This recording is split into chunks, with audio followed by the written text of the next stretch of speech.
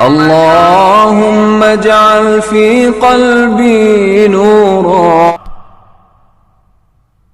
عاصم عمر نے اپنی تلوار اپنے پیٹ میں گھوم کر غداری کے گناہ کی سزا پالی۔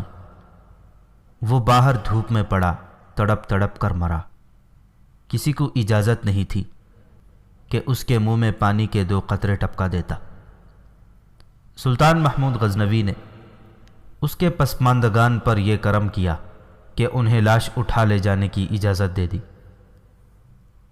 عاصم عمر سلطان کی فوج کے پرانے اور تجربے کار سالاروں میں سے تھا، مگر نسوانی حسن، شراب اور تھوڑے سے علاقے کی حکمرانی کے لالچ نے بڑے بڑے مضبوط قلعے سر کرنے والے اور لاکھوں کے لشکر کو دین و ایمان کی درانتی سے کاٹ پھینکنے والے سالار کی اپنی تلوار اس کے اپنے پیٹ میں اتار دی۔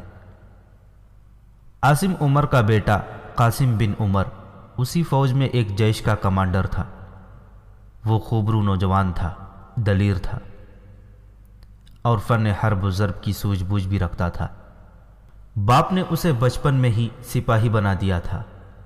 اسے جب اطلاع دی گئی کہ اپنے باپ کی لاش لے جائے تو اسے ایک صدمہ تو یہ ہوا کہ اس کا باپ جو نامی گرامی سالار تھا مر گیا ہے، اور دوسرا صدمہ یہ ہوا کہ وہ ملتان گیا تھا اور اسے ہندوؤں نے قتل کیا ہے۔ وہ سمجھا شاید اس کی لاش ملتان سے آئی ہے۔ اسے باپ کی موت کا پیغام دینے والا شخص اپنے ساتھ لے گیا۔ قاسم یہ دیکھ کر حیران رہ گیا کہ اس کے باپ کی لاش باہر دھوپ میں پیٹھ کے بل خون میں ڈوبی پڑی ہے اور اس کے پیٹ میں تلوار اتری ہوئی تھی۔ قریبی عمارت کے برآمدے میں سلطان محمود کی فوج کا سپہ سالار ابو عبداللہ محمد طلائی کھڑا تھا۔ ابو عبداللہ محمد الطلائی کھڑا تھا۔ ابو عبداللہ وہ سپہ سالار تھا جس کا ذکر تاریخوں میں سلطان محمود غزنوی کے ساتھ آیا ہے۔ قاسم بن عمر کو اپنے باپ کی لاش کے پاس حیران و پریشان کھڑے دیکھ کر ابو عبداللہ اس کے پاس جا کھڑا ہوا۔ اسے اس نوجوان کمانڈر پر ترس آ رہا تھا۔ وہ قاسم کے قریب گیا اور اس کے کندھے پر ہاتھ رکھ کر اسے اپنی طرف متوجہ کیا۔ تمہیں اور زیادہ حیران ہونا چاہیے تھا، ابو عبداللہ نے کہا۔ دل سے اپنے باپ کی محبت نکال کر اپنے عقیدے، اپنے مذہب اور اپنے فرض کی محبت پیدا کر لو، تاکہ جب سنو کہ تمہارا باپ کس طرح مرا ہے تو تمہیں زیادہ صدمہ نہ ہو۔ خون کی تازگی بتاتی ہے کہ انہیں یہاں اور ابھی ابھی قتل کیا گیا ہے، قاسم بن عمر نے کہا۔ ان کا قصور کیا تھا؟ یہ تو ملتان گئے تھے، انہیں قتل کس نے کیا ہے؟ تمہارا باپ اپنا قاتل خود ہے، ابو عبداللہ نے کہا۔ یہاں اس کا کوئی دشمن نہیں، اس نے اپنے ساتھ خود دشمنی کی ہے، اپنے مذہب، اپنے ملک اور اپنی فوج کے ساتھ دشمنی کی۔ ابو عبداللہ محمد طلائی نے اسے پوری تفصیل سے سنایا کہ اس کے باپ کا گناہ کیا تھا۔ قاسم بن عمر توجہ سے سنتا رہا۔ کیا اپنے باپ کے گناہ کی سزا مجھے بھی بھگتنی پڑے گی؟ قاسم بن عمر نے پوچھا۔ کیا مجھے میرے عہدے سے ہٹا دیا جائے گا؟ سلطان نے ایسا کوئی حکم نہیں دیا، سپہ سالار نے جواب دیا۔ سلطان کے بعد میں ہوں جو تمہارے متعلق کوئی فیصلہ کر سکتا ہوں۔ میں نے تمہارے خلاف کوئی فیصلہ نہیں کیا۔ تم نوجوان ہو، تمہارے سامنے ساری عمر پڑی ہے، تمہیں میرے عہدے تک پہنچنا ہے۔ اپنے باپ کے گناہ کا کفارہ ادا کرو۔ سوچو اور سمجھو کہ گناہ میں کشش کتنی ہوتی ہے کہ عاصم عمر جیسا دیندار سالار اس خوبصورت جال میں آ گیا۔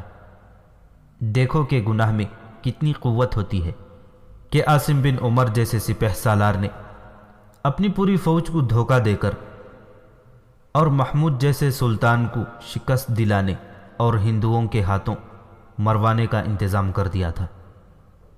پھر اس سے عبرت حاصل کرو کہ گناہ جب سزا دینے پر آتا ہے تو عاصم عمر جیسا شیر دل سالار بھی اپنے آپ کو ہلاک کر لیتا ہے۔ تم نوجوان ہو، نوجوانوں کا ذہن ذرا سی بات پر گناہ آلود خیالوں کا آشیانہ بن جاتا ہے۔ تو مجھے باپ کے گناہ کا کفارہ ادا کرنے کا موقع دیا جائے گا؟ تمہیں موقع دیا جا رہا ہے، ابو عبداللہ نے جواب دیا۔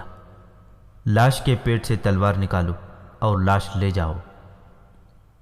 کیا میں اس عورت سے مل سکتا ہوں جو ملتان سے آئی ہے اور میرے باپ کے گناہوں کی عینی شاہد ہے؟ تم لاش لے جاؤ، سپہ سالار ابو عبداللہ نے کہا۔ میں اس عورت کو تمہارے گھر بھیج دوں گا، وہ تمہاری ماں کو بھی ساری بات سنا دے گی۔ تم محافظ دستے کے اس آدمی سے بھی مل لینا جس کے ساتھ یہ عورت آئی ہے۔ قاسم بن عمر نے اپنے باپ کی لاش کے پیٹ سے تلوار نکالی۔ سپہ سالار نے لاش قاسم کے گھر لے جانے کا انتظام کر دیا۔ عاصم عمر اپنی بیوی کو پشاور اپنے ساتھ لے آیا تھا۔ یہ عورت اسی علاقے کی تھی۔ راجہ جے پال نے جب 1977 عیسوی میں غزنی پر فوج کشی کی اور سلطان سبکتگین کے ہاتھوں شکست کھا کر بھاگا تھا تو بہت سے نوجوان لڑکیاں پیچھے رہ گئی تھیں۔ یہ وہ لڑکیاں تھیں جنہیں راجہ جے پال کی فوج کے بڑے بڑے افسروں نے آج کے پنجاب اور سرحد کے علاقوں سے اغوا کیا اور اپنے ساتھ میدان جنگ میں لے گئے تھے۔ ان میں سے ایک کے ساتھ عاصم عمر نے شادی کر لی تھی۔ اس کے بطن سے قاسم پیدا ہوا تھا۔ وہ ان علاقوں کی زبان بول سکتی تھی جن پر راجہ جے پال کی حکومت تھی۔ قاسم نے بھی ماں سے یہ زبان سیکھ لی تھی۔ عاصم عمر کی لاش گھر پہنچی تو قاسم کی ماں کی چیخیں نکل گئیں۔ باپ کی خون آلود تلوار قاسم کے ہاتھ میں تھی۔ ماں نے تلوار دیکھی تو اس کی چیخیں تھم گئیں۔ اس نے حیرت سے اپنے بیٹے کی طرف دیکھا۔ یہ شخص اس قابل نہیں تھا کہ آپ جیسی عورت اس کا ماتم کرے۔ قاسم نے کہا، اس نے اپنی تلوار سے اپنی جان لی ہے۔ قاسم نے تلوار پھینک دی اور بولا، ماں مجھے سچ بتاؤ، کیا میں نے غدار ماں باپ کے ہاتھوں میں پرورش پائی ہے؟ قاسم، اس کی ماں نے بلبلا کر پوچھا، تم کیا کہہ رہے ہو؟ یہ سب کیا ہے؟ تم کسے غدار کہہ رہے ہو؟ بلخ اور بخارا کی باغی فوجوں سے ہتھیار ڈلوانے والا اور بت پرستوں کے ہاتھیوں کے پہاڑوں سے ٹکرا جانے والا غدار نہیں ہو سکتا۔ یہ تو ملتان گئے تھے، وہاں سے کب آئے ہیں؟ آپ کو تمام سوالوں کے جواب ملتان کی ایک عورت دے گی۔ قاسم بن عمر نے کہا، وہ آتی ہوگی، پھر آپ کو ان سوالوں کے جواب ان محافظوں میں سے ایک دے گا جو اس کے ساتھ ملتان گیا تھا۔ میں نے اسے بلایا ہے، وہ آ رہا ہوگا۔ محافظ سے پہلے ملتان سے آنے والی عورت آ گئی۔ اسے سپہ سالار ابو عبداللہ نے بھیجا تھا۔ قاسم نے دیکھا کہ وہ عورت نہیں، جوان لڑکی تھی، اور وہ بہت خوبصورت لڑکی تھی۔ اس کے چہرے پر اب وہ معصومیت نہیں رہی تھی جو جوانی میں ہوا کرتی تھی۔ اب وہاں مظلومیت کے آثار تھے اور بڑے لمبے سفر کی تھکان کے اثرات بھی۔ پھر بھی اس کے نقش و نگار میں کشش اور جاذبیت باقی تھی۔ میرا نام رابیہ ہے، اس نے کہا، مجھے آپ کے پاس بھیجا گیا ہے۔ میرے خاوند نے ملتان میں کیا کیا تھا؟ عاصم عمر کی بیوی نے پوچھا۔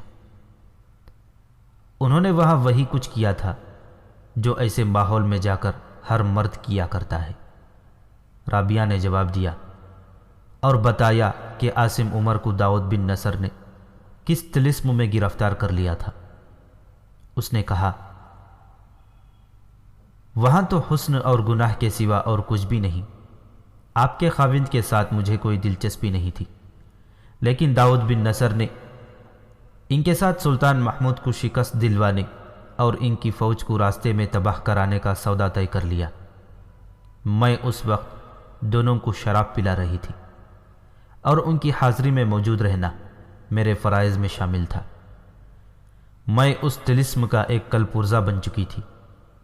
مجھے میرے ماں باپ نے ایک آدمی کی بیوی بنایا اور اس آدمی نے مجھے داؤد بن نصر کے حرم میں تحفے کے طور پر دے دیا تھا۔ میرا من مر چکا تھا، لیکن ایک درویش صفت انسان نے مجھے ایک راستہ دکھا کر میرے ضمیر کو زندہ کر دیا۔ وہ میرے بچپن کی ایک سہیلی کا باپ ہے۔ ان سے میری ملاقات ہوئی تو انہوں نے کہا میں داؤد کے دربار اور محل کے بعض راز ان تک پہنچا کر اپنے خدا اور اپنے ضمیر کو مطمئن کر سکتی ہوں۔ اس نے تفصیل سے بتایا کہ کرامتی فرقہ کیا ہے اور اس فرقے کے اعمال کیا ہیں۔ یہ فرقہ اپنے آپ کو مسلمان کہتا ہے لیکن عیش و عشرت اور ہر گناہ کو جائز قرار دیتا ہے۔ ملتان اس فرقے کا مرکز بن گیا ہے، رابعہ نے کہا، اور مسلمان تیزی سے اسے قبول کرتے جا رہے ہیں۔ وہیں ایسے مسلمان بھی ہیں جنہوں نے کرامتیوں کے خلاف محاذ بنا رکھا ہے۔ یہ درویش اسی محاذ کے قائد ہیں۔ وہ صحیح اسلام کی تبلیغ کرتے ہیں۔ وہ اکثر کہا کرتے ہیں کہ ان کے مالی وسائل محدود ہیں، اس لیے غزنی تک کا سفر نہیں کر سکتے۔ وہ کہتے ہیں کہ وہ سلطان محمود غزنوی کو اکسانا چاہتے ہیں کہ وہ ملتان پر چڑھائی کرے اور اس فرقے کو ختم کرے، کیونکہ اسلام کے لیے ہندوؤں کا مذہب اتنا خطرناک نہیں جتنا یہ فرقہ ہے۔ میں ان کے ہاں جاتی رہتی تھی اور داؤد کے محل میں جو کچھ ہوتا تھا وہ انہیں بتاتی رہتی تھی۔ میں نے وہیں سلطان محمود کا نام سنا تھا۔ وہاں ہندو راجے انند پال اور بجی رائے آتے رہتے تھے اور غزنی کی فوج کو شکست دینے اور سلطان محمود کو ختم کرنے کے منصوبے بناتے رہتے تھے۔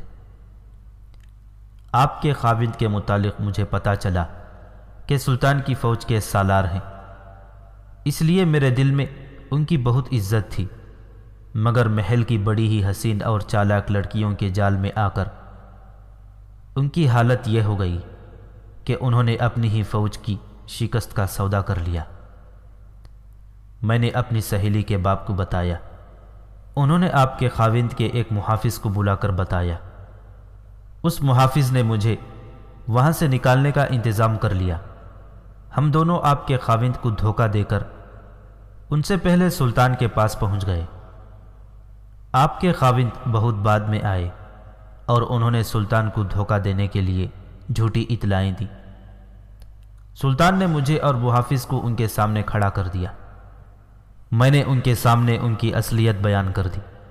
یہ سن کر انہوں نے اپنی تلوار نکال لی اور اپنے پیٹ میں گھونپ دی۔ قاسم اور اس کی ماں خاموشی سے سن رہے تھے۔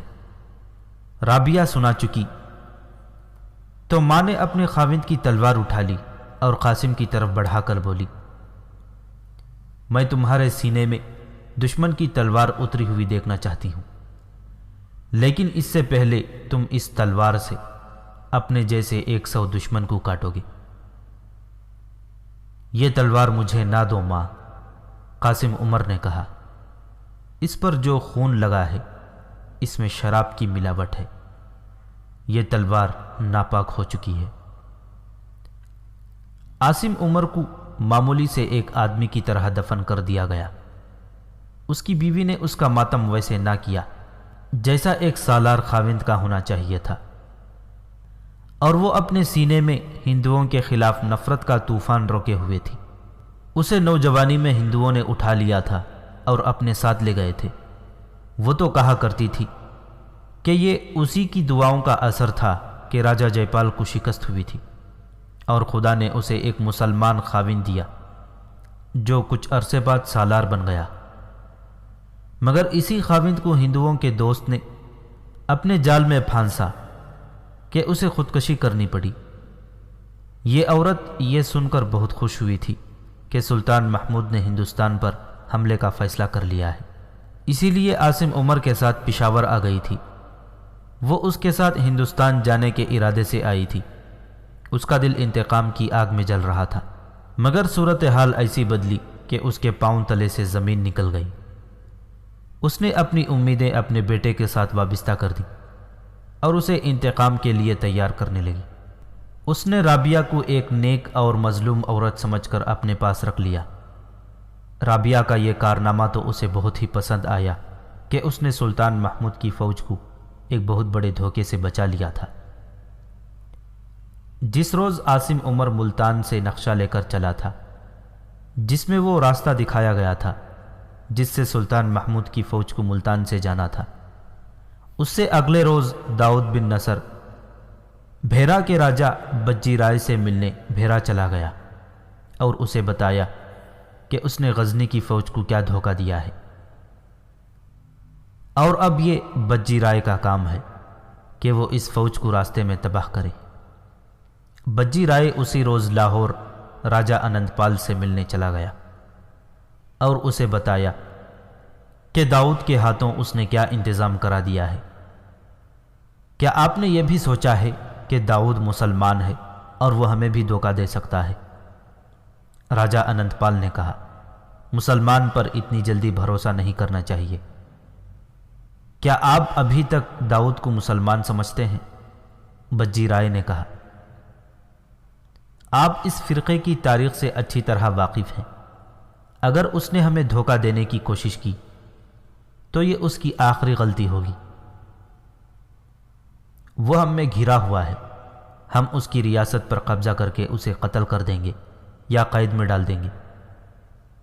پیش نظر رکھیں کہ محمود کی فوج ابھی حملہ کرنے نہیں آ رہی، ملتان میں رہنے اور یہاں اڈا بنانے آ رہی ہے۔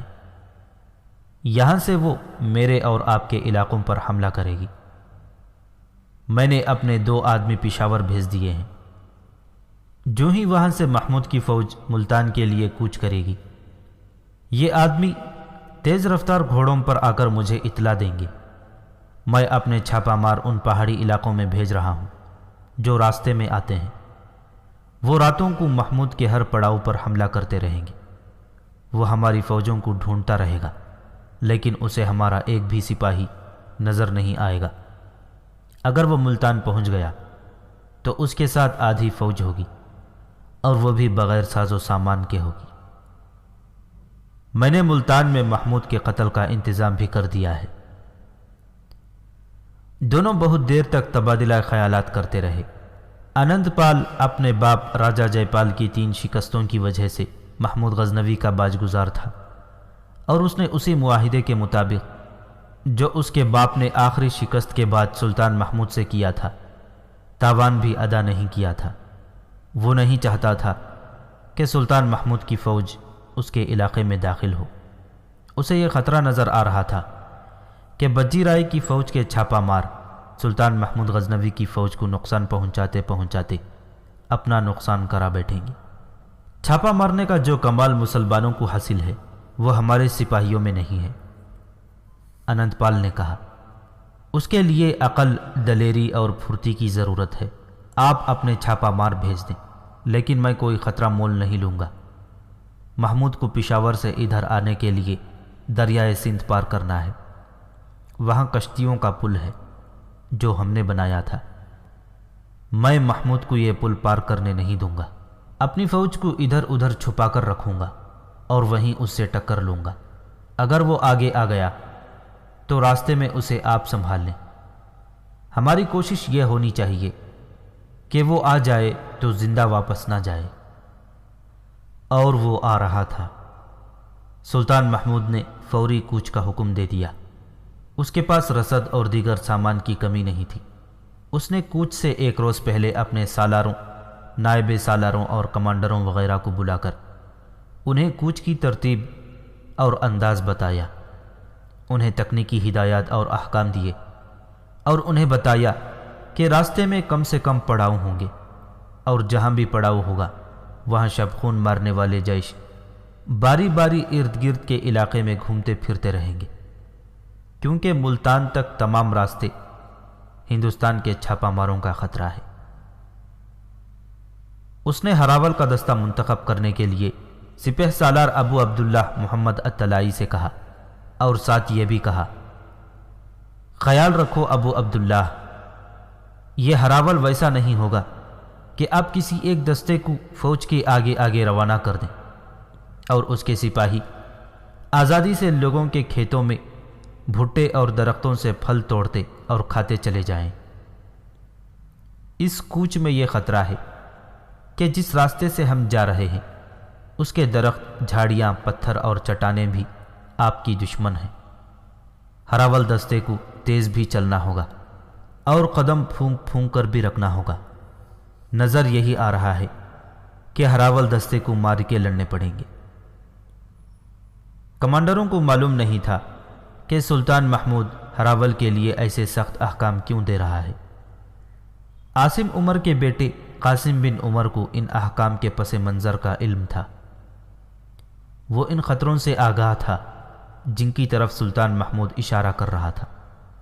وہ اٹھ کھڑا ہوا۔ سلطان عالی مقام قاسم بن عمر نے کہا، اگر میری تجویز آپ کے منصوبے میں مداخلت بیجا نہ ہو تو میں عرض کرنا چاہتا ہوں کہ ہراول میں میرے جیش کو بھیجا جائے۔ تمہارا نام؟ سلطان نے پوچھا۔ قاسم کے بجائے سپہ سالار ابو عبداللہ نے اٹھ کر جواب دیا، اس کا نام قاسم بن عمر ہے، عاصم عمر کا بیٹا۔ سلطان محمود کے چہرے کے تاثرات میں تبدیلی سی آئی۔ اس نے ذرا سوچ کر کہا، ہراول دستے کا انتخاب ہم بعد میں کریں گے، اس کمانڈر کو یہیں رہنے دینا، میں اسے الگ کچھ سمجھاؤں گا۔ کوچ کا دن اور وقت بتا کر اور ہدایات دے کر سلطان محمود نے سب کو رخصت کر دیا۔ سپہ سالار اور قاسم وہیں رہے۔ سلطان نے دونوں کو اپنے قریب بلایا۔ تم نے اپنے آپ کو ہراول کے لیے کیوں پیش کیا ہے؟ سلطان محمود نے قاسم سے پوچھا۔ کیونکہ راستے میں وہ خطرے ہیں جو ہماری فوج کے لیے میرے باپ نے پیدا کیے ہیں، قاسم نے جواب دیا۔ میں چاہتا ہوں جو خطرے باپ نے پیدا کیے ہیں ان کا پہلا شکار اس کا بیٹا ہونا چاہیے۔ محترم سلطان، سپہ سالار ابو عبداللہ نے کہا، اس کی ماں میرے پاس آئی تھی، اسے اپنے خاوند کی خودکشی کا کوئی غم نہیں۔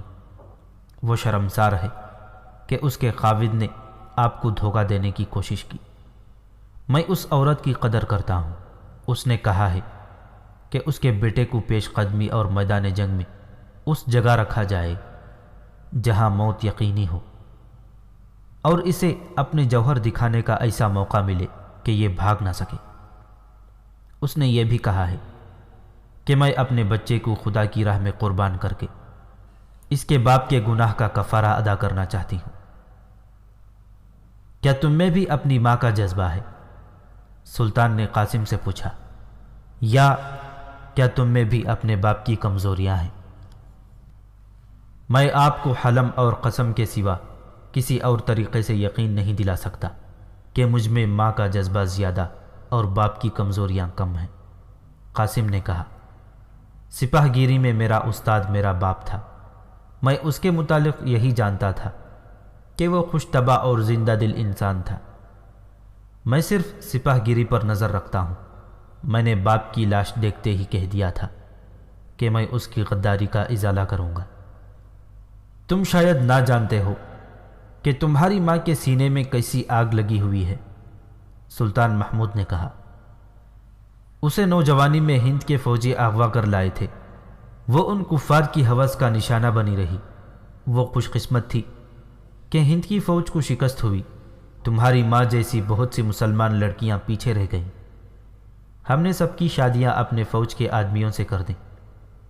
تم نوجوان ہو قاسم، شاید تمہارے دل میں ابھی یہ احساس پیدا نہ ہوا ہو کہ مسلمان کو دو چیزوں پر مر مٹنا چاہیے، ایک ہے مذہب اور دوسری چیز جسے میں مذہب جتنا مقدس سمجھتا ہوں، قوم کی بیٹیوں کی عصمت ہے۔ ہند میں جو مسلمان رہتے ہیں وہ بھی ہماری قوم کے افراد ہیں۔ مسلمان لڑکی کی عزت لوٹنا ہندوؤں نے اپنے مذہب کا فریضہ بنا رکھا ہے۔ ہمارے مذہب کا حکم یہ ہے کہ لڑکی کسی بھی مذہب کی ہو، اس کی عزت پر ہاتھ ڈالنا گناہ کبیرہ ہے۔ اور جب مسلمان کی ایک بیٹی کی عصمت پر کوئی کافر حملہ کرے تو عالم اسلام کی نیندیں حرام ہو جانی چاہیے۔ مسلمان کا ایمان ہونا چاہیے، انتقام، اپنی بیٹی کی عصمت کا انتقام۔ میں انتقام لوں گا سلطان علی مقام، قاسم نے کہا۔ جوانی اندھی ہوتی ہے قاسم، سلطان نے کہا، لیکن میرے پیر و مرشد نے مجھے لڑکپن میں بتایا تھا کہ انسان میں گناہوں کو قبول کرنے کی جتنی کمزوری ہوتی ہے اس سے زیادہ اس میں گناہ سے بچنے کی قوت بھی ہوتی ہے، مگر قوت کردار میں ہے، کردار کی تلوار کو مضبوطی سے پکڑے رکھو تو گناہوں کو شکست دے سکتے ہو۔ مجھے تمہارے باپ کی جسمانی موت کا کوئی غم نہیں، غم اس کی روحانی موت کا ہے۔ وہ اپنی روح کو ملتان مار آیا تھا، یہاں آ کر اس نے اپنے جسم کو مارا ہے۔ تم اپنے جسم کو بھول جاؤ، روح کو سامنے رکھو۔ میرے پیر و مرشد ابو الحسن قرقانی نے مجھے بتایا تھا کہ انسان کے پاس روح خدا کی امانت ہے، اگر اسے ناپاک کرو گے تو خدا کی امانت میں خیانت کرو گے۔ تمہارے باپ نے روح کو پراگندہ کیا اور تم نے دیکھ لیا ہے کہ وہ کیسی موت مرا۔ اسے تو یہ لڑکی خدا کے زیادہ قریب ہے، عیش و عشرت اور گناہوں کی دنیا میں رہی، مگر اس نے ایمان اور روح کو بچائے رکھا۔ اسی کا نتیجہ ہے کہ وہ کفار کے چنگل سے آزاد ہو آئی ہے۔ اسی نے مجھے تمہارے باپ کا دھوکہ بتایا تھا۔ یہ اسلام کی بیٹی کا کردار ہے۔ تمہیں معلوم ہے کہ ہماری کوچ کے راستے میں کیا خطرہ ہے؟ معلوم ہے سلطان عالی مقام، قاسم نے کہا۔ مجھے اجازت دی جائے کہ میں اپنی پسند کے سپاہی منتخب کر سکوں۔ کفار کا کوئی چھاپا مار فوج کے قریب نہیں آ سکے گا۔ سلطان محمود غزنوی نے سپہ سالار ابو عبداللہ سے کہا کہ قاسم کو اس کی پسند کے آدمی دے دو۔ ہراول کا دستہ جس میں 500 سوار تھے سب سے پہلے پشاور سے نکلا۔ قاسم بن عمر کا گھوڑا آگے آگے جا رہا تھا اور راستے کے ساتھ ساتھ قاسم سے چند قدم دور ایک اور گھوڑا چلا جا رہا تھا جس پر ایک عورت سوار تھی۔ سیاہ نقاب سے اس کی صرف آنکھیں نظر آتی تھیں۔ قاسم کو اس سوار کی موجودگی کا پورا احساس تھا۔ پشاور سے کچھ دور جا کر قاسم نے بازو بلند کیا اور گھوڑا روک لیا۔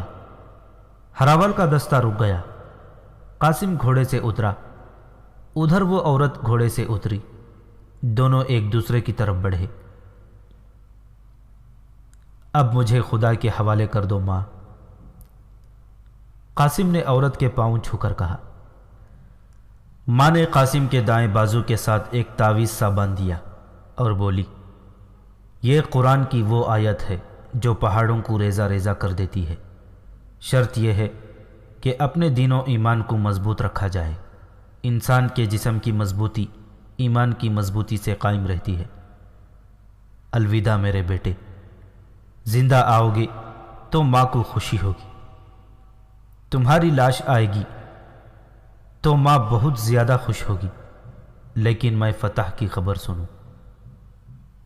ماں کی آواز حلق میں دب کے رہ گئی، اس پر رقت طاری ہو گئی تھی۔ قاسم کود کر گھوڑے پر سوار ہوا اور ہراول دستہ چل پڑا۔ بہت دور جا کر قاسم نے پیچھے دیکھا۔ اسے صبح کے دھندلکے میں ایک چٹان پر ایک گھوڑا کھڑا نظر آ رہا تھا۔ اس کی ماں کا بازو ہوا میں ہل رہا تھا۔ پھر ایک بلند چٹان نے درمیان میں آ کر انہیں ایک دوسرے کی نظروں سے اوجھل کر دیا۔ سورج طلوع ہو رہا تھا جب سلطان محمود غزنوی پشاور کے ایک وسیع میدان میں اپنی فوج کے سامنے کھڑا تھا۔ رسد کا بڑا ہی لمبا قافلہ چل پڑا تھا۔ فوج کوچ کے حکم کا انتظار کر رہی تھی۔ اسلام کے سپاہیوں، سلطان محمود اپنی فوج سے مخاطب ہوا، آج تم میرے حکم سے نہیں اپنے خدا کے حکم سے کوچ کر رہے ہو۔ تم اس ملک میں جا رہے ہو جہاں محمد بن قاسم کے مجاہدوں کی اذانیں گونجی تھیں۔ کفار نے وہ اذانیں خاموش کر دی ہیں۔ وہاں اسلام کی شمع بجھ رہی ہے، مسجدیں ویران ہو گئی ہیں، ان پر بت پرستوں کی حکمرانی ہے۔ تمہاری بہنوں اور بیٹیوں کی عصمتیں لٹ رہی ہیں، وہ مظلوم تمہیں پکار رہی ہیں۔ یہ اللہ اور اس کے رسول صلی اللہ علیہ وسلم کا حکم ہے کہ دنیا میں کہیں مسلمانوں پر ظلم ہو رہا ہو تو ساری دنیا کے مسلمانوں پر جہاد فرض ہو جاتا ہے۔ یہ قرآن کا حکم ہے کہ کفار کے خلاف اس وقت تک لڑو جب تک کہ یہ فتنہ ختم نہ ہو جائے۔ ہندوؤں کی فوج تم پر 3 حملے کر چکی ہے۔ اور تم تینوں بار اسے شکست دے چکے ہو۔ ہندو راجے تمہارے ملک کو صرف اس لیے فتح کرنا چاہتے ہیں کہ اسلام کے سر چشموں کو بند کر دیں۔ یہ جنگ دو فوجوں کی نہیں، دو مذہبوں کی ہے۔ آج ہم یہ ثابت کرنے کے لیے کہ اسلام سچا مذہب ہے ایک اجنبی ملک میں جا رہے ہیں، مگر اس ملک میں اپنے آپ کو اجنبی نہ سمجھنا۔ وہ زمین مسلمانوں کے گھوڑوں کے سموں سے آشنا ہے اور انہی سموں کی دھمک اور نعروں کی گرج کا انتظار کر رہی ہے۔ سلطان محمود غزنوی کا خطاب جذباتی ہوتا چلا گیا۔ وہ ضروری ہدایات سالاروں اور کمانڈروں کو دے چکا تھا۔ اس نے سپاہیوں کو یہ ذہن نشین کرانا ضروری سمجھا تھا کہ یہ جنگ ملک گیری اور سلطنت کی توسیع کے لیے نہیں، بلکہ یہ جہاد فی سبیل اللہ ہے۔ اس کے جذباتی الفاظ نے فوج میں ولولہ اور جوش پیدا کر دیا اور سپاہی کوچ کے لیے بےتاب ہونے لگے۔ قاسم بن عمر کا ہراول دستہ دوپہر سے ذرا بعد دریا کے اس مقام پر پہنچ گیا جہاں کشتیوں کا پل تھا۔ دستہ پل کے وسط میں پہنچا تو تیروں کی بوچھاڑ آئی جو قاسم کے گھوڑے سے چند قدم آگے کشتیوں کے اوپر رکھے ہوئے تختوں پر پیوست ہو گئی۔ قاسم نے گھوڑا روک لیا۔ دوسرے کنارے سے آواز آئی، آگے بڑھنے کی کوشش نہ کرنا ورنہ سب کے سب تیروں سے چھلنی ہو جاؤ گی۔ تم کون ہو؟ قاسم نے بلند آواز سے پوچھا۔ ہم سلطان محمود غزنوی کے سپاہی ہیں، راجہ اننت پال ہمارا باج گزار ہے، ہمیں اس پل سے گزرنے سے کوئی نہیں روک سکتا۔ یہ مہاراجہ اننت پال کا حکم ہے کہ کوئی مسلمان سپاہی اس پل سے آگے نہ آئے۔ قاسم کو جواب ملا، واپس چلے جاؤ۔ سامنے والے کنارے پر پہاڑیاں اور چٹانیں تھیں۔ قاسم سمجھ گیا کہ وہاں پل کا محافظ دستہ چھپا ہوا ہوگا۔ اسے صرف ایک آدمی نظر آ رہا تھا۔ اس نے اپنے دستے کو پل سے پیچھے چلے جانے کو کہا اور دو سپاہیوں کو ساتھ لے کر دوسرے کنارے پر چلا گیا۔ وہاں صرف ایک ہندو فوجی کھڑا تھا۔ اس نے قاسم کو بڑے رعب سے پوچھا کہ وہ ان سواروں کو کیوں پل سے گزر رہا ہے۔ ہم کسی پر حملہ کرنے نہیں آ رہے، قاسم بن عمر نے جواب دیا۔ حملہ کرنے کی ضرورت بھی نہیں، اس جگہ کا راجہ ہمارا باج گزار ہے، ہم خیر سگالی کے لیے آئے ہیں۔ جو راجہ تمہارا باج گزار ہے اسی نے حکم دیا ہے کہ مسلمان فوج آ رہی ہے، اسے پل سے نہ گزرنے دیا جائے۔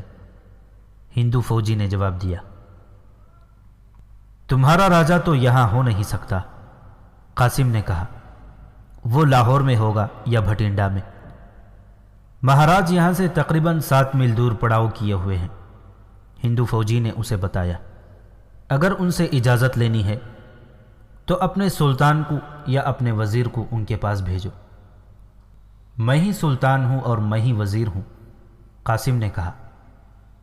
مجھے اپنے راجہ کے پاس لے چلو، میں واپس نہیں جاؤں گا۔ اگر تم نے مجھے روکنے کی کوشش کی تو میں تمہارے ان تیر اندازوں سے نہیں ڈروں گا جو یہاں پہاڑیوں کے پیچھے چھپے ہوئے ہیں۔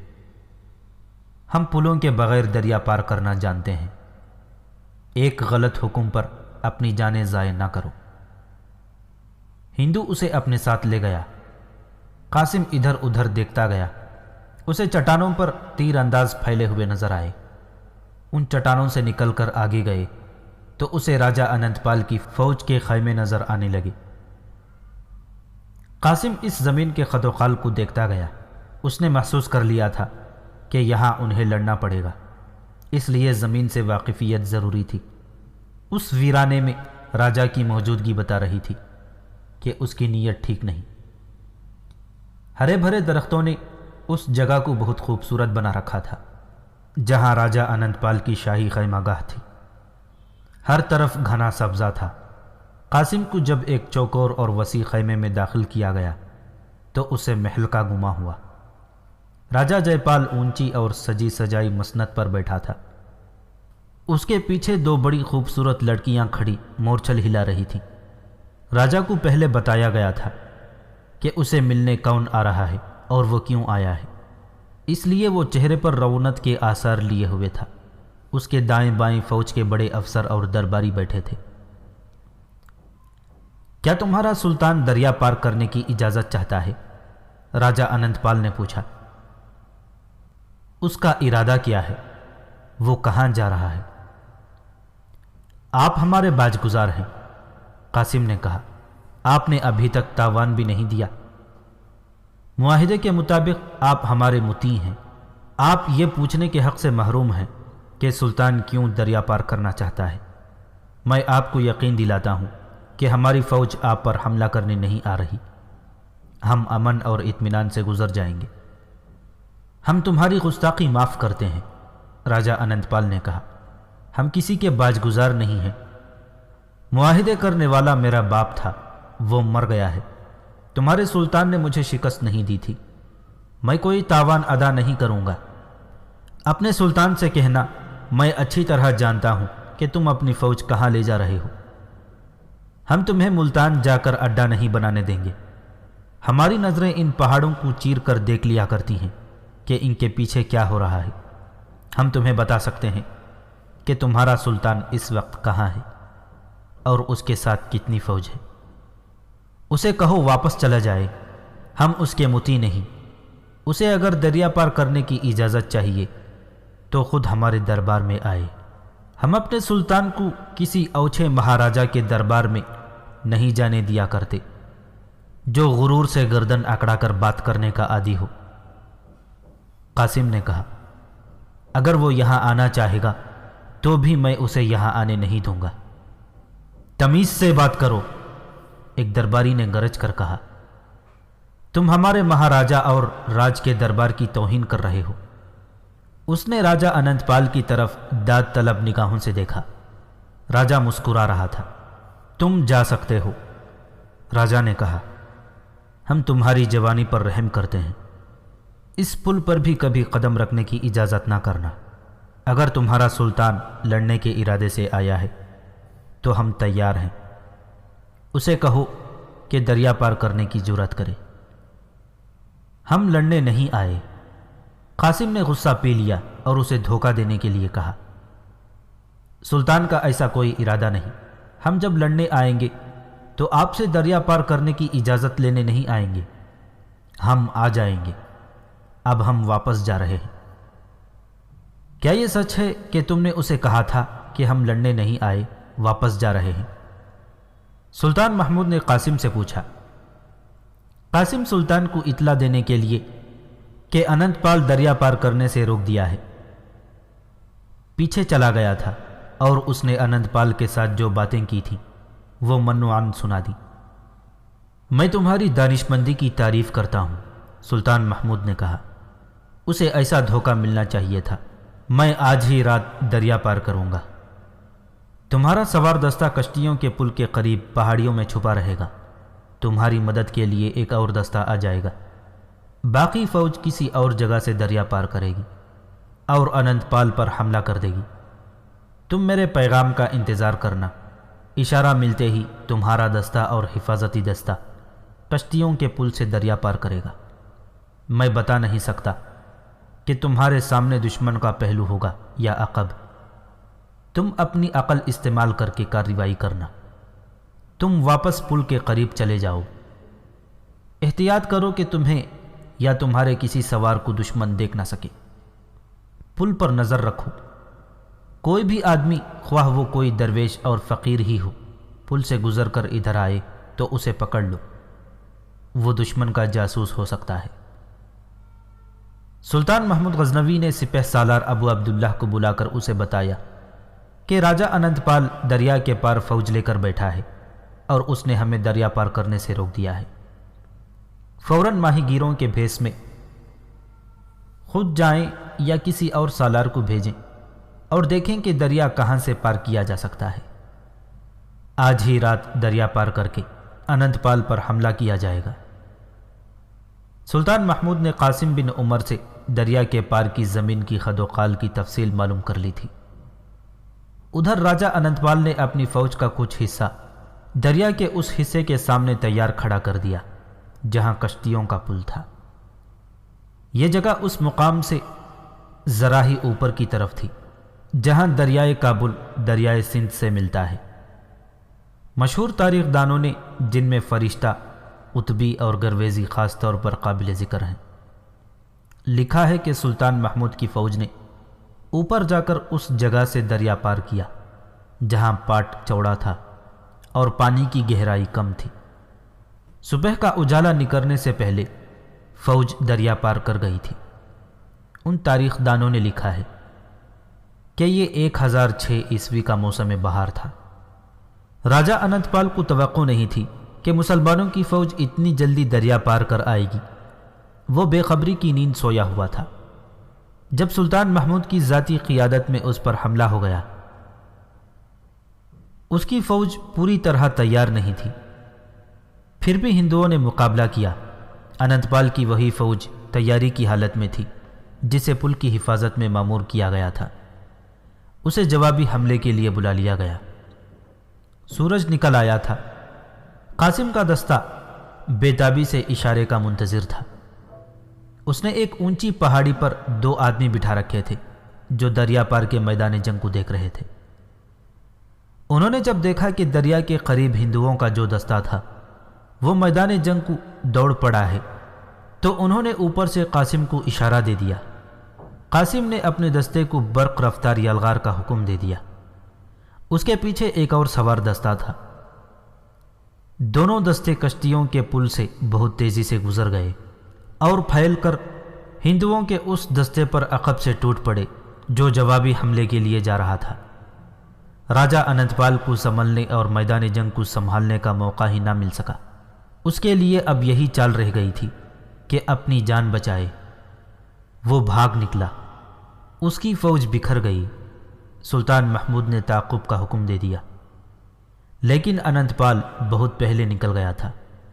پھر بھی تعاقب جاری رکھا گیا۔ اس کی فوج دور دور تک بکھر گئی تھی۔ ان میں سے بہت سے سپاہیوں کو پکڑ لیا گیا، باقی بھاگ نکلے۔ مورخ محمد قاسم فرشتہ کی تحریر کے مطابق جب سلطان محمود کا دستہ جو تعاقب کے لیے گیا تھا دریائے چناب کے کنارے پہنچا، اس وقت راجہ اننت پال دریا پار کر گیا تھا۔ یہ مقام اس دور میں سبدرا کہلاتا تھا اور اب اسے وزیر آباد کہتے ہیں۔ راجہ اننت پال کو غریب سے ملاحوں نے اپنی کشتی پر دریا پار کرایا تھا۔ تاریخ دانوں نے اس لڑائی کو معرکہ دریائے سندھ کہا ہے۔ تعاقب میں سلطان محمود کی فوج بھی بکھر گئی تھی، لیکن اس نے قاصدوں کے ذریعے فوج کو دریا کے مشرقی کنارے پر جمع کر لیا۔ اس اجتماع کی تکمیل میں 1 ماہ کا عرصہ گزر گیا۔ سلطان محمود نے کوشش کی کہ اس عرصے میں بجی رائے کی فوج کے ساتھ ٹکر نہ ہو، کیونکہ فوج تھک چکی تھی اور رسد اتنی زیادہ ہے کہ لڑائی کی صورت میں ہم اسے سنبھال نہیں سکیں گے۔ اس کی حفاظت میں دشواری پیش آئے گی۔ ہمیں اب ملتان پہنچنا ہے۔ میں چاہتا ہوں کہ داؤد بن نصر کو پہلے ٹھکانے لگایا جائے۔ آستین کے سام کو مارنا ضروری ہے۔ معرکہ دریائے سندھ کے بعد فوج نے کوچ کیا تو بھی قاسم بن عمر کا دستہ ہراول میں تھا۔ اس کے دستے کے کچھ ساتھی مارے گئے تھے۔ تیسرے روز قاسم اپنے دستے کے آگے آگے جا رہا تھا۔ اس کے ساتھ اس علاقے کے 2 گائیڈ تھے جو گھوڑوں پر سوار تھے۔ قاسم کو 400-500 گز دور ایک آدمی کھڑا نظر آیا جو گھوڑے پر سوار تھا۔ اس نے گھوڑا روک لیا تھا اور وہ قاسم کے دستے کو دیکھ رہا تھا۔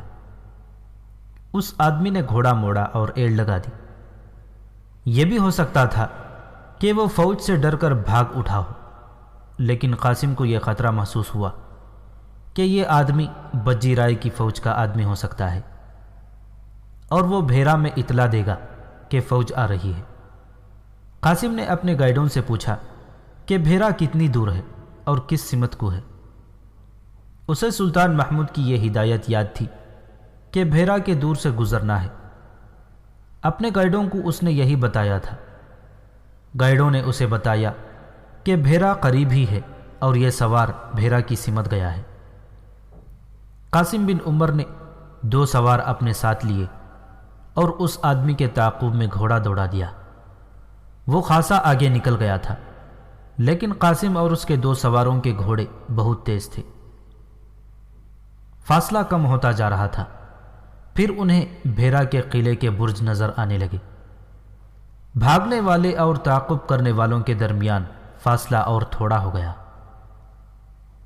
کمانیں نکالو، قاسم نے اپنے ساتھیوں سے کہا، یہ شہر تک زندہ نہ پہنچے۔ دونوں سواروں نے دوڑتے گھوڑوں سے تیر چلائے۔ ایک تیر سوار کی پیٹھ میں اور دوسرا گھوڑے کی پیٹھ میں لگا۔ گھوڑا اور تیز ہو گیا۔ قاسم کے سواروں نے 2 اور تیر چلائے، لیکن بھاگنے والا سوار پیٹھ میں ایک تیر لیے ہوئے دور نکل گیا تھا۔ دونوں تیر ضائع گئے۔ اب شہر کی دیوار نظر آنے لگی تھی، جو عام قلعوں کی نسبت زیادہ اونچی تھی۔ گھوڑ سوار شہر کے دروازے میں داخل ہو گیا۔ قاسم اور اس کے ساتھیوں نے گھوڑے موڑے اور اپنے دستے کی طرف چل پڑے۔ راجہ بجی رائے اپنے دربار میں بیٹھا تھا۔ اسے اس فوج کا سپہ سالار، جسے وہ سیناپتی کہا کرتے تھے، رپورٹ دے رہا تھا کہ چھاپا ماروں کو گئے 1.5 مہینے سے زیادہ عرصہ گزر گیا ہے، ابھی تک سلطان محمود غزنوی کی فوج نہیں آئی۔ انہوں نے اپنے سامنے وہی نقشہ رکھا ہوا تھا جو داؤد بن نصر نے عاصم عمر کو دیا، اور اس پر وہ راستہ بتایا تھا جس سے اسے سلطان محمود کی فوج کو لانا تھا۔ بجی رائے نے اس فوج کو راستے میں شب خونوں سے نقصان پہنچانے کے لیے چھاپا ماروں کی خاصی تعداد بھیج دی تھی اور انہیں علاقے تقسیم کر دیے تھے۔ وہ ہر روز اس خبر کی امید لے کر جاگتا تھا کہ سلطان محمود کی فوج پر چھاپے اور شب خون شروع ہو گئے ہیں، مگر ہر روز مایوسی کے سوا اسے کچھ بھی حاصل نہیں ہوتا تھا۔ پھر یہ فوج کہاں گئی؟ بجی رائے نے اپنے سیناپتی سے غصے سے کہا، پشاور سے اطلاع آئی تھی کہ وہاں سے فوج چل پڑی ہے، اس کے بعد کچھ پتہ نہیں چلا۔ میں آپ سے پھر کہتا ہوں کہ یا داؤد نے آپ کو دھوکہ دیا ہے یا سلطان محمود کا جو سالار داؤد کے پاس آیا تھا وہ دھوکہ دے گیا ہے۔ سیناپتی نے کہا، آپ مسلمانوں پر بھروسہ کر کے بہت بڑی غلطی کر رہے ہیں۔ اتنے میں بجی رائے کو اطلاع دی گئی کہ اپنا ایک سوار آیا ہے جس کی پیٹھ میں تیر اترا ہوا ہے۔ بجی رائے ابھی کچھ کہنے بھی نہ پایا تھا کہ وہ آدمی اندر آ گیا۔ اس کی پیٹھ میں تیر اترا ہوا تھا اور خون سے اس کے کپڑے لال ہو گئے تھے۔ میں نے مسلمانوں کی فوج کا ایک سوار دستہ دیکھا ہے، اس آدمی نے کہا، اور سمت بتائی جدھر سے دستہ آ رہا تھا۔ 3 سواروں نے میرا تعاقب کیا اور مجھ پر تیر چلائے، ایک مجھے لگا ہے اور دوسرا میرے گھوڑے کو۔ یہ دستہ ہراول کا ہو سکتا ہے۔ تو یہ ہے وہ فوج جس کا ہم انتظار کر رہے ہیں، بجی رائے نے کہا، اور خبر لانے والے زخمی کو نظر انداز کر کے سیناپتی سے کہا، ہم محمود کو اتنی مہلت نہیں دیں گے کہ وہ شہر کا محاصرہ کر سکے۔ اس کی فوج کوچ کی تھکی ہوئی ہوگی، ہم اسے راستے میں روکیں گے اور شہر سے دور لڑیں گے۔ ذرا ہی دیر بعد شنکھ اور نقارے بج اٹھے۔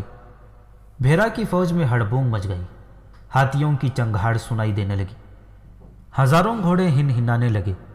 فوج کے دیکھ بھال کے آدمیوں کو یہ دیکھنے کے لیے دوڑا دیا گیا کہ مسلمانوں کی فوج کہاں ہے۔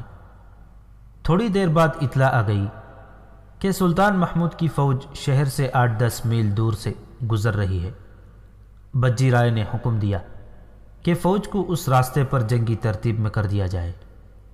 دیکھتے ہی دیکھتے بجی رائے کی فوج شہر سے نکل گئی۔ قاسم بن عمر واپس جا کر اپنے ہراول کے دستے سے پیچھے سپہ سالار ابو عبداللہ کے پاس چلا گیا اور اسے بتایا کہ ایک سوار نے انہیں دیکھ لیا ہے اور ہمارے تیروں سے زخمی ہو کر شہر میں چلا گیا ہے۔ ابو عبداللہ نے سلطان محمود کو اطلاع دی۔ سلطان پریشان سا ہو گیا، تاہم اس نے رسد کے قافلے کو وہیں روک کر اس کے ارد گرد حفاظت کا انتظام کر دیا۔ قاسم کو ہی دیکھنے کے لیے بھیجا گیا کہ بجی رائے کی فوج کی نقل و حرکت دیکھ کر اطلاع دے۔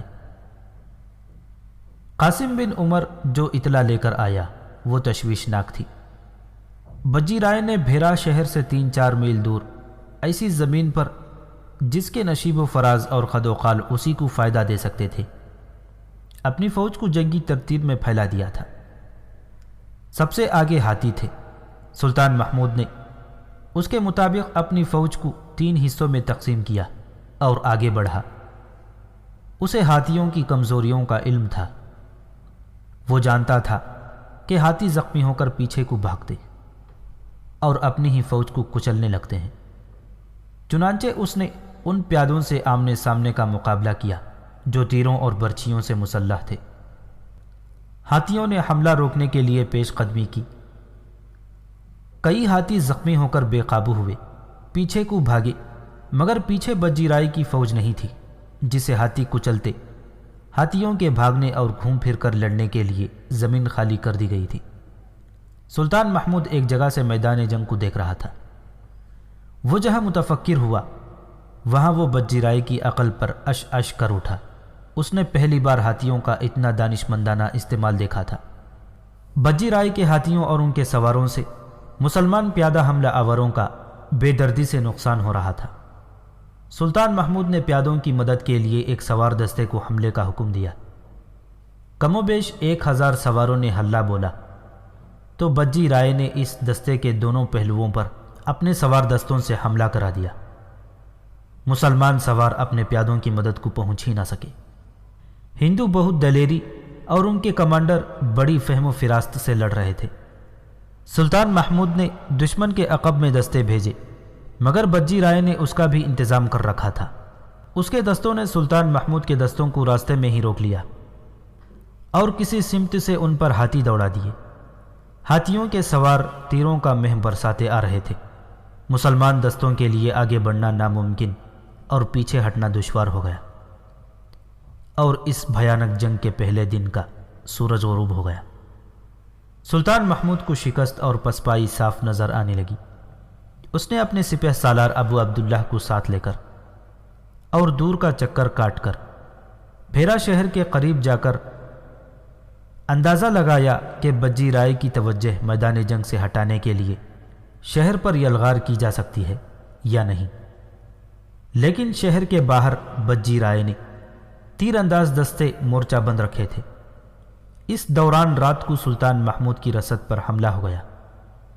یہ سلطان کا طریقہ جنگ تھا جسے ہندو فوج اس کے خلاف استعمال کر رہی تھی۔ رات جاگتے گزر گئی۔ سلطان محمود نے نماز سے فارغ ہوتے ہی دشمن کے ایک پہلو پر پیادہ دستے سے حملہ کرایا، مگر یہ پیادے کچلے گئے کیونکہ جسے سلطان محمود پہلو سمجھ رہا تھا وہ پہلو نہیں تھا۔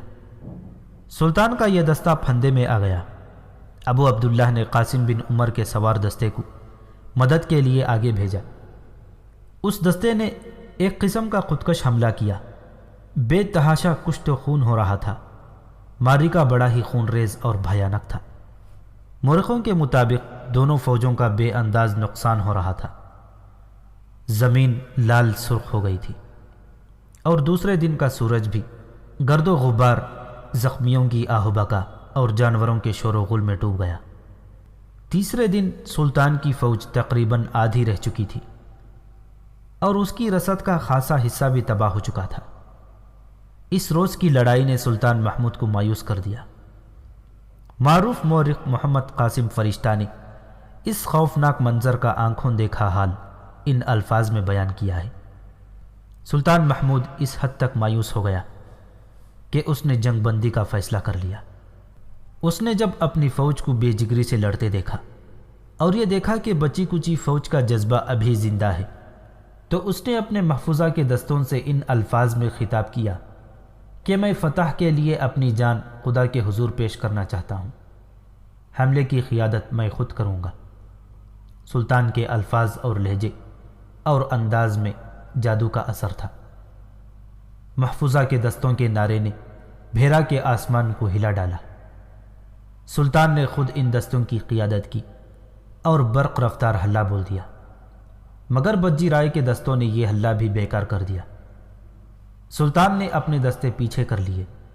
بجی رائے اب زیادہ تر دفاعی جنگ لڑ رہا تھا۔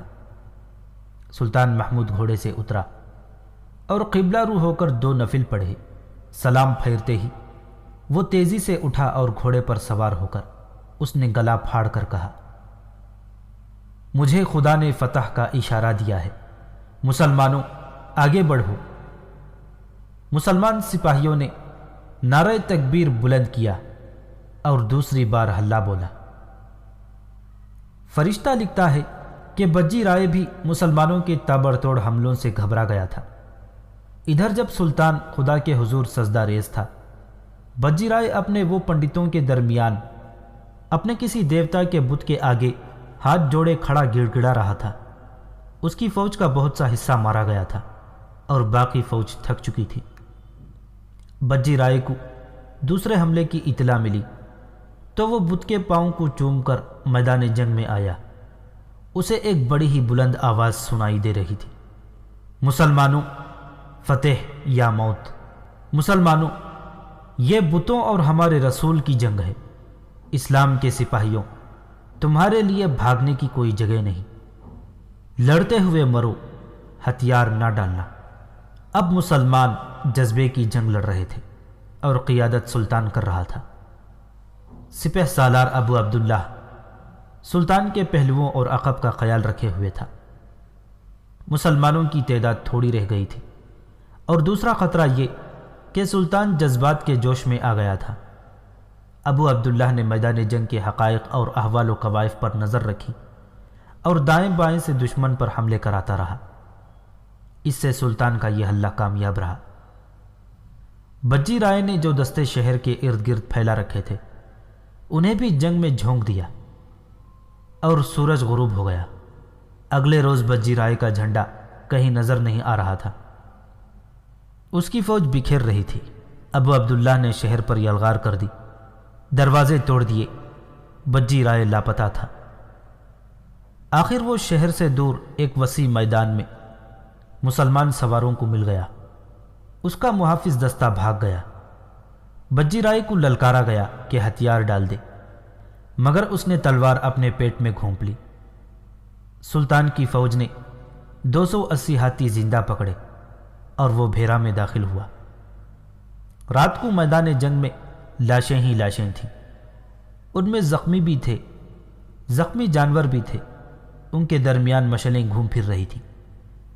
ایک جگہ قاسم بن عمر زخمی پڑا تھا اور اسے ایک نسوانی آواز سنائی دے رہی تھی، قاسم، قاسم، زندہ ہو تو بولو۔